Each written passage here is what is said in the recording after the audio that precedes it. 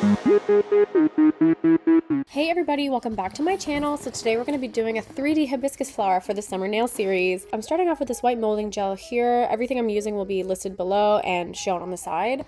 So I'm balling it up in honestly whatever size you want, but these are the sizes that I did, and I'm just balling them up and I'm placing them kind of in like a star pattern. I'm going to start on the top one. I'm going to use the back of my silicone tool brush and I'm going to start pressing like the innermost part of that flower like as down as I can to get it like kind of like see-through-y, as you can see here, and there's like a blend. So you want to press it down as much as you can, and then I want to like pull it and drag out the centermost part at like a slight curve. Keep pressing it down and everything, allowing the bottom part, like the centermost part, to be the flattest, and you want to bring everything to a point. And I am spreading it out, so you'll see me going in with like the tip of the tool and pushing out the sides just to make it like rounder, you know. I want it to like be like at a point in the center and then come out round, and then return to a point at the outermost part. And you'll see how I do them with the rest of them, but I did speed it along a bit. The first one is like the most kind of tool that you need to get the idea of how I'm doing it, but you can also watch me do it here, but a little more fast. And at the edges, like you'll see here, whenever it's like kind of leaning over the side, I do tend to like pinch it with my finger. You'll see me do it at some point, but once it's kind of dragged on, oh, there it is, pinch with my finger, you know. So you can do that, which will allow for that super nice point at the edge, since it's not like laying flat on the nail kind of thing, you know. So keep watching this part and I'll come back after we've cured.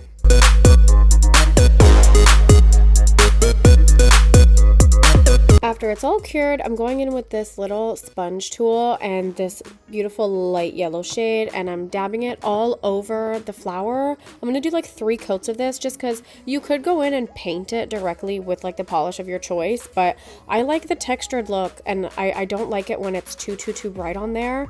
So this is like totally personal preference. If you wanted it to be like wham in your face, like feel free to paint it on. But for me, I like to dab it on. It gives like some texture, and I find it just looks a lot nicer in my opinion, and it doesn't like take away from any of like the physical details of the flower, you know.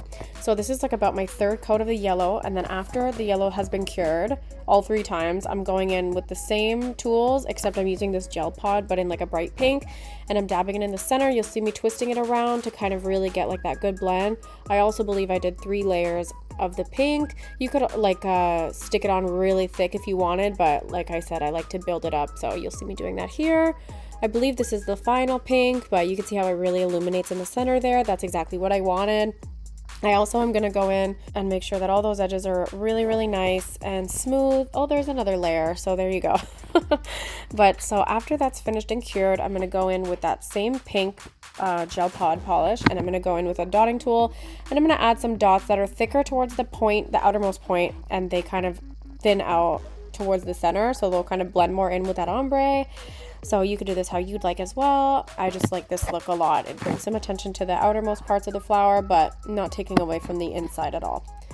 So after that's cured, I'm going to go in with some clear flex gel and place like the balls right on the center of our old petals, and I'm going to press that out and just kind of briefly cover the outermost petals. This is just going to add that glass-like effect, and I've been seeing these videos everywhere with the clear on top, and I'm loving it, so I had to do it for myself. I find it just looks so like crystalline and beautiful, so I had to do it, and it adds like that extra shine and extra texture / dimension, and I just love it. So make sure you fully cure that. Then I'm going in with some rhinestone gel just in the center to add those little caviar beads. I'm adding 5, so 1 for each petal, and then I'm flash curing it, doing a big cure in the lamp, and then I'm going in with my UV top coat, and I'm top coating everything. Try not to make it too thick of your top coat, because you don't want to take away from any of those details, but put a thin layer so that you can really capture the beauty of everything, and boom, you're all done. You have this beautiful crystalline looking hibiscus flower 3D realness. Okay, I really hope you guys like this video. Thank you so much for watching. If you enjoy, don't forget to like and subscribe, and I'll see you in my next video. Bye.